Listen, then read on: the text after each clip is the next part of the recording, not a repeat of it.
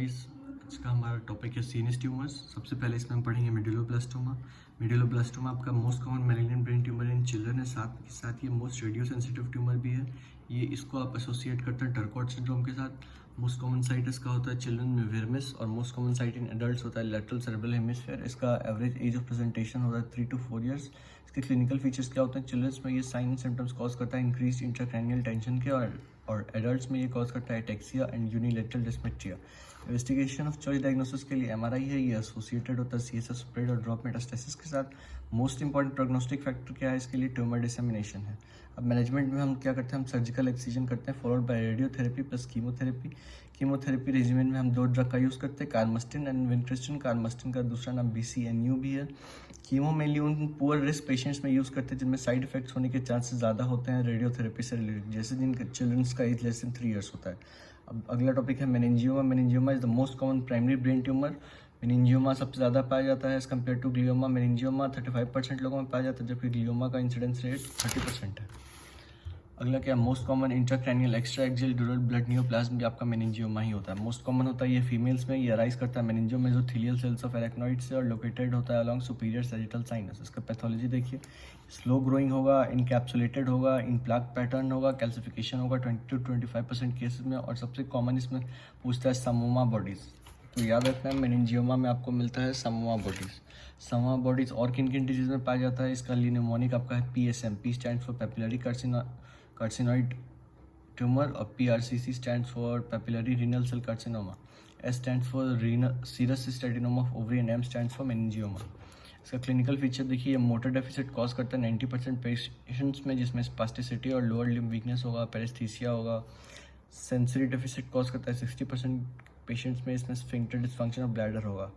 Investigation of choices का होता है MRI। उसके बाद रेडियोथेरेपी पे आपको क्या मिलता है? ड्यूरल टेल साइन मिलता है, एबनॉर्मल वास्कुलर मार्किंग्स मिलेगा, लार्ज फोरामेन स्पाइनोसम मिलेगा, इंक्रीज इंट्राक्रैनियल टेंशन मिलेगा।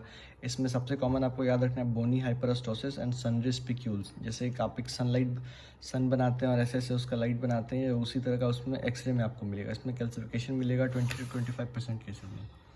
अब देखिए ट्रीटमेंट क्या है इसका? सर्जिकल एक्सीजन करना ही पड़ेगा। अब सिम्पसन ग्रेडिंग आपसे कितनी बार नाम पूछ चुका है, तो बस आपको इतना याद रखना है कि Simpson grading is used for meningioma resection. Most common suprasellar mass in children कौन सा होता है? Craniopharyngioma. Most common suprasellar mass in adults होता है पिट्यूटरी एडेनोमा। अब हम पढ़ेंगे pituitary adenoma. Pituitary adenoma is the most common cause of hyper pituitarism, जो कि प्रेजेंट करता है 3rd to 4th डेकेड में, और फीमेल्स और मेल्स में इक्वल इंसिडेंस है इसका ओरिजिन होता है इंटीरियर पिट्यूटरी से। अब ये 2 टाइप का होता है, functional and non functional. Functional आपका सिक्रेटिंग ट्यूमर हो गया, और नॉन फंक्शनल आपका नॉन सिक्रेटिंग ट्यूमर होगा।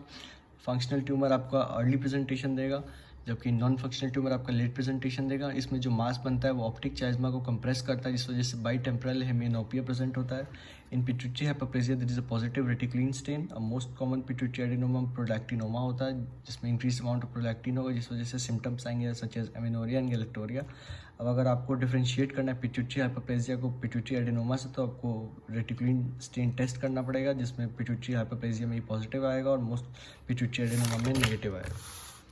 Next topic investigation of choice for diagnosis क्या है? हमारा MRI है। इसके साथ साथ हम फुल एंडोक्रिनोलॉजिक प्रोफाइल भी करते हैं और फॉर्मल विजुअल फील्ड टेस्टिंग भी करते हैं पिट्यूटरी एडेनोमा में। Pituitary adenoma mostly seen in 3rd, 4th decade. इसमें मेल और फीमेल में इक्वल इंसिडेंस होता है। अब मैनेजमेंट के लिए हम ब्रोमोक्रिप्टिन यूज़ करते हैं, जो कि एक तरह का डोपामीन एगोनिस्ट है। ये मेनली फॉर प्रोलैक्टिनोमास यूज़ होता है, क्योंकि ये उसका साइज़ कम करता है 6 to 8 वीक्स में, और वर्क्स इन 75% पेशेंट्स। अब ग्रोथ हार्मोन सिक्रीट एडेनोमा भी हो सकता है, बट उसमें भी ब्रोमोक्रिप्टिन यूज़ कर सकते हैं, बट ओनली 20% पेशेंट में ये काम करेगा। लेकिन इसीलिए हम प्रेफर करते हैं octreotide in case of growth hormone secreting adenoma. ये ग्रोथ हार्मोन के लेवल को भी कम करता है, साथ साथ ट्यूमर वॉल्यूम भी कम करता है इन 30% patients. Indication of surgery in pituitary adenoma क्या है? अगर ग्रोथ हार्मोन सिक्रीटिंग ट्यूमर होगा, या प्राइमरी कुशिंग डिजीज होगा जिसका ऑरिजिन पिट्यूटरी से होता है, या फिर tumour causing acute visual deterioration होगा, या non prolactin secreting micro adenoma होगा, सिम्टोमेटिक होगा, तो हमको सर्जरी करना पड़ेगा। सर्जिकल ट्रीटमेंट क्या क्या है? ये 2 टाइप का होता है, ट्रांसफेनॉइडल एक्सीजन, जो कि इंट्रानेजल थ्रू जाता है, और दूसरा है sublabial. Indication of radio surgery in pituitary adenoma, primary therapy, adjuvant therapy in subtotal resection and recurrent dissection. अब क्रैनियोफेरिंजियोमा में क्या है? क्रैनियोफेरिंजियोमा में आपको बिनाइन सिस्टिक लीजन्स मिलेंगे, जिसमें चिल्ड्रंस में पाया जाएगा, और इसका एक और पीक होता है, second peak at the rate of 50 years of age. ये अराइज करता है रात की स्पाउट से, और या फिर डिराइव होता है रात की स्पाउट से, और ये also arises near pituitary stalk and extend to suprasellar cistern. ये लार्ज होता है, सिस्टिक होता है, इन्वेसिव ट्यूमर होता है इसमें, ऑल्दो बिनाइन होता है। क्लिनिकल फीचर्स में आपको इंक्रीज इंट्राक्रैनियल टेंशन मिलेगा, जिसका मेन साइंस एंड सिम्टम्स होता है headache, vomiting, papular oedema and hydrocephalus. साथ ही साथ इसमें visual field obstruction, sleep difficulty, weight gain, personality change and cognitive impairment भी मिलता है क्रैनियोफैरिंजियोमा में।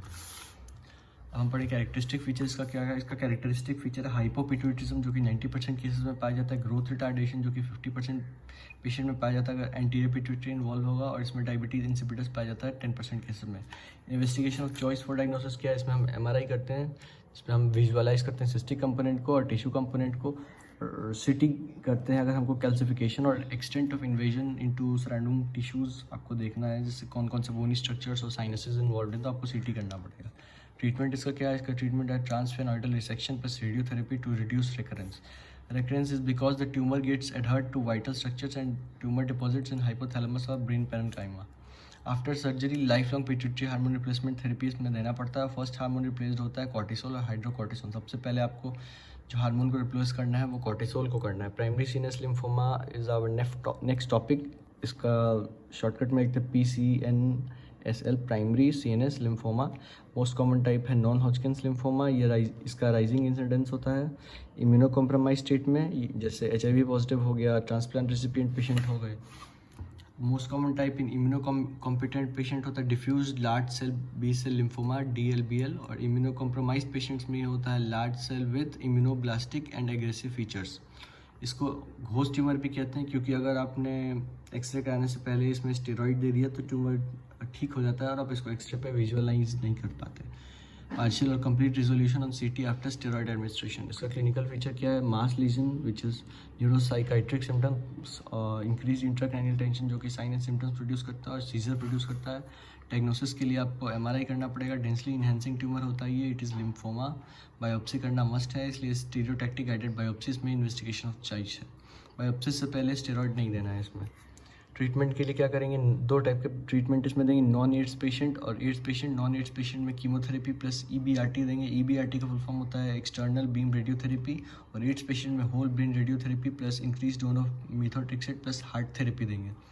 याद रखिए, नॉन एड्स में कीमो प्लस EBRT और एड्स पेशेंट में होल ब्रेन का radiotherapy plus increase dose of methotrexate plus HAART मतलब highly active anti retroviral therapy.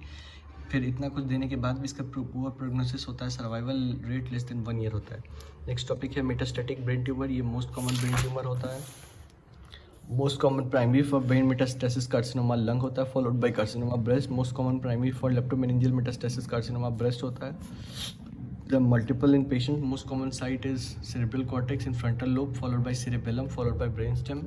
Investigation of choice for diagnosis होता है MRI with gadolinium contrast। Green white matter के junction पे ये मिलता है। ये वेल सर्कमसाइज्ड होता है और ये एसोसिएटेड होता है एडिमा से। मैनेजमेंट के लिए हम मेटास्टेक्टमी करेंगे अप टू 3, अगर 3 मेटास्टेसिस है ब्रेन में, अप टू 3 मेटास्टेसिस है तो आपको मेटास्टेक्टमी करना पड़ेगा। अगर 4 और मोर मेटास्टेसिस है तो फिर आपको 4 ब्रेन रेडियोथेरेपी करना पड़ेगा। स्टीरियोटैक्टिक रेडियो सर्जरी में साइज अगर लेस देन 3 सेंटीमीटर है तब हम फोकस करके स्टीरियोटैक्टिक रेडियो सर्जरी दे सकते हैं। कीमोथेरेपी के लिए not having only role any role exception small cell carcinoma and seminoma, मतलब स्मॉल सेल कार्सिनोमा और सेमिनोमा में कीमोथेरेपी दे सकते हैं, बाकी किसी और केस में कीमोथेरेपी देने से कोई फ़ायदा नहीं होगा। नेक्स्ट टॉपिक है स्टीरियोटैक्टिक रेडियो सर्जरी। SRS से इसको डिनोट करते हैं। ये नॉन सर्जिकल रेडियोथेरेपी होता है। ये ट्रीट करता है फंक्शनल एबनॉर्मेलिटीज़ ऑफ ब्रेन को और स्मॉल ट्यूमर्स को। Delivers precisely targeted concentrated dose of radiotherapy to a defined volume of brains. इसमें क्या करते हैं, मान लीजिए कि ये आपका ब्रेन है तो यहाँ से एक मशीन लगा रहता है जो कि कोबाल्ट 201 को यूज़ करके ये सारे रेडियो बीम्स को फोकस करता है एट अ पर्टिकुलर पॉइंट जहाँ पे आपका एग्जैक्ट ट्यूमर है। इस टाइप से इसमें यूज़ होता है cobalt 201। Methods of frame based SRS क्या है, frame based stereotactic radio surgery. इसमें एक गामा नाइफ होता है जिसमें कोबाल्ट 201 यूज़ करते हैं। इसमें लीनियर एक्सेलेटर होता है जो डिलीवर करता है हाई एनर्जी एक्सरेज। उसके बाद रिस्क एसोसिएटेड विद SRS क्या क्या है, इसमें रेडिएशन नेक्रोसिस हो सकता है और radiation injury into surrounding brain हो सकता है। और इसका इंडिकेशन क्या क्या है, ब्रेन ट्यूमर का साइज़ अगर लेस देन 3 सेंटीमीटर है और ब्रेनाइन और मैलिग्नेंट कंडीशन कुछ भी हो फिर भी हम स्टीरियोटैक्टिक रेडियो सर्जरी दे सकते हैं। और क्या क्या इसका इंडिकेशन है, इसमें benign lesions of cranial nerve, AV malformation और ट्राइजेमिनल न्यूरल्जिया है। स्टीरियोटैक्टिक बॉडी रेडियोथेरेपी क्या क्या है, इसको SBRT से डिनोट करते हैं। ये used and being investigated for treatment of benign और malignant tumour, small to medium size tumour. Of liver, lungs, abdomen, spine, prostate, head, oral cavity.